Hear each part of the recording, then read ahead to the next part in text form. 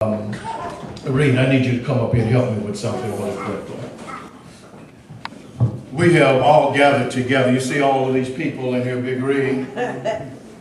All of these people have come together today because we're coming to pay homage to you. Amen. Amen.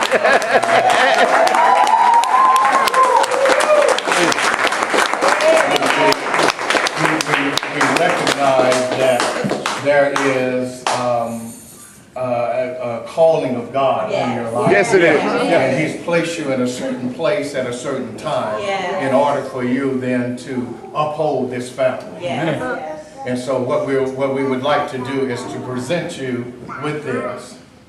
And if I could just read it to the people, it says, "A special thank you for Reid Turner in grateful appreciation of your hard work and dedication in keeping the McKissic family dream alive for generations to come. Presented this day, November 23rd, 2012, by the McKissic family tree." And that's who you see out in front of you. As you're talking. Got a red button. Yeah. No, I think I just didn't have my camera. See?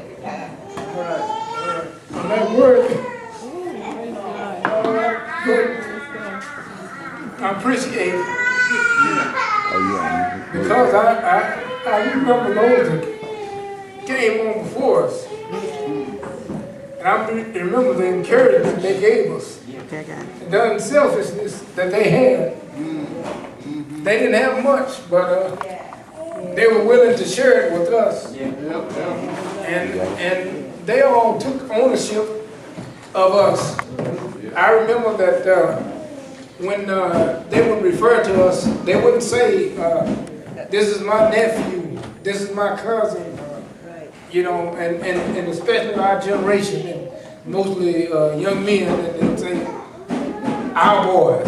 They would refer to us as our boys. And when we did something that they thought that wasn't appropriate, they would say things like, "Our boys don't do that." And you know, they were quick to chastise us, but they were even quicker to love us and tell us how much they appreciated us. And from that encouragement, I can look around and I can see that even though we were in poverty, each one of us was able to get a college degree. Amen.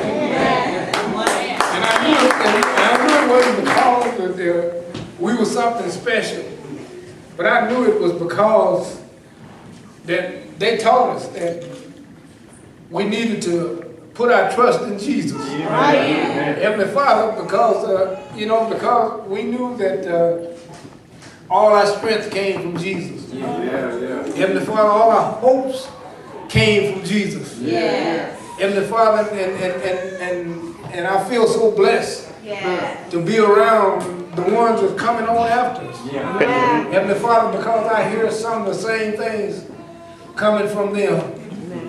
And I want to let all the children know that I'm proud of them. And that I'm honored to call you my relative.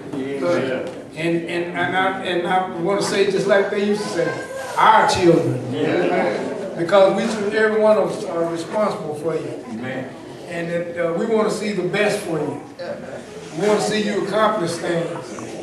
But more than that, we want to tell you that if you believe in Jesus, then everything's going to be all right.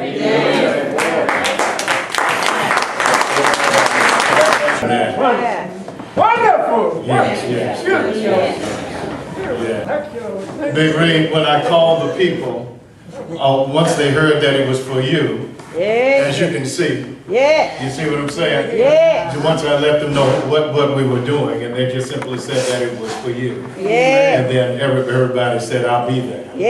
And you know, so this whole week I've been trying to avoid telling you what was going on. And so as the people start coming into town, but I just really want you to know that we're just so thankful for everything that you have done. Those that you're sitting at the head table with, you've done so much just to uphold them. And then everybody who cannot be there all the time, we just appreciate, that you have stepped in and just taken over the properties, that you are maintaining for us. We appreciate that. Now, we know others are helping, so we're not trying to say that nobody else lends a hand. We know that's not the issue. But we just appreciate, though, that you have taken the reins. When it's time for the properties to be paid, you contact us and let us know, what needs to be done. And so we just wanted to say thank you for what you have done for us. Now, what I would like to do, I didn't really try to set this up with anybody in particular. I wanted just everything to be kind of off the cuff. But if you recognize that in a lot of services, there's what's called an occasion. So what I would like, if someone would be willing to volunteer to come up and give us what we would consider an occasion, just saying, just to speak on the family and our relationships and those kind of things. What has brought us all together to be in this room. Uncle Monroe.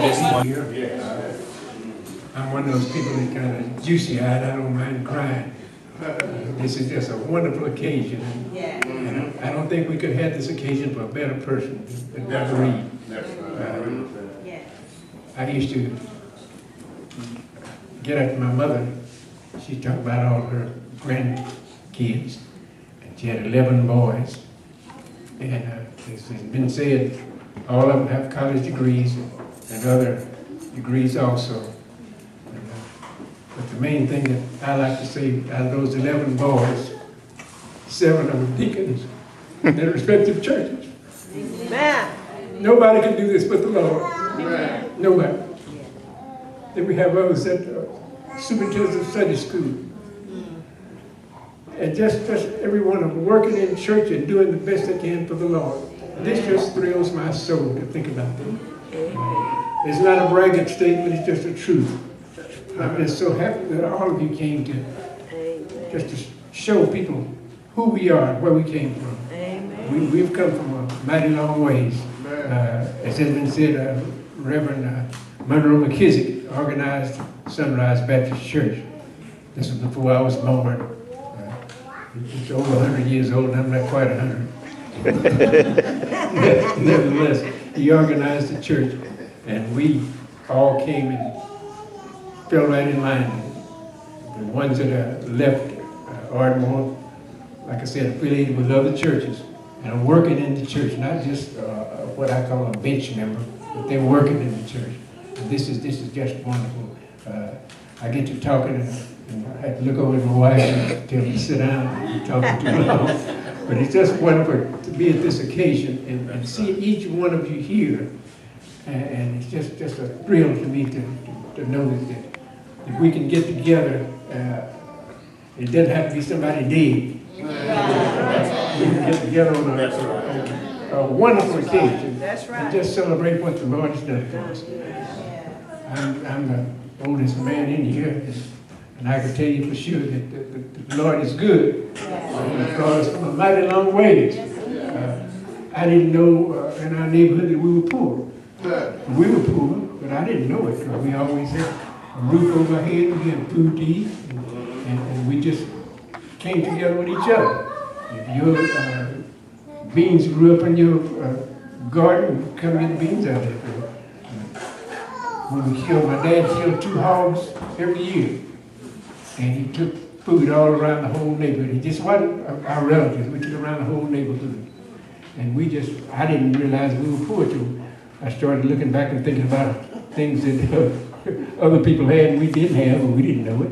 We were just depending on God, and He has brought us from a mighty long way. So, and anytime you think that you're doing bad, and sometimes we are, you can just look back and see what God has done for us. And we can just say, thank you, Jesus. Thank you.